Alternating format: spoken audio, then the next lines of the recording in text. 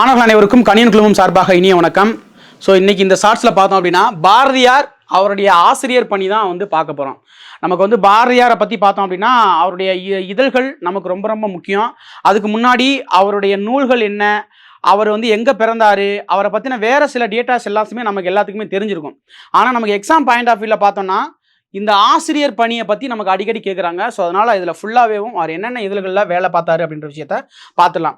1904 1906 வரைக்கும் சுதேசமித்திரன் அப்படின்ற இதழில் பார்த்தோம் அப்படின்னா உதவி ஆசிரியராக பணியாற்றியிருக்கிறாரு.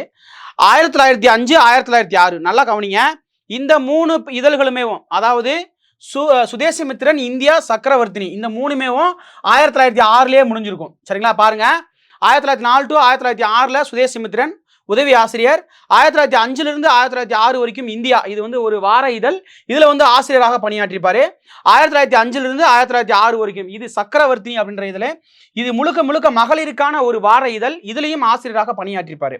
சரிங்களா? இந்த 3மே. அதுக்கடுத்து பாருங்க, இந்த 3 இதழ்கள், அதாவது பார்த்தோம் அப்படின்னா சூரியோதயம், கர்மயோகி, தர்மம், இந்த 3 இதழுமே பார்த்தீங்க அப்படின்னா 1910 10 10 அப்படி வந்து முடிஞ்சிருக்கும். சரிங்களா? ஞாபகம் வச்சுக்கணும். ஸோ 1910 சூரியோதயம், 1909 1910 கர்மயோகி, அதுக்கடுத்து 1910 தர்மம் அப்படின்ற இதழும் இவருடைய தான். ஸோ இதில் பார்த்தீங்க அப்படின்னா இது நிறைய பேர் கேள்விப்பட்டிருக்க மாட்டீங்க. ஸோ இது முக்கியமானது. சரிங்களா?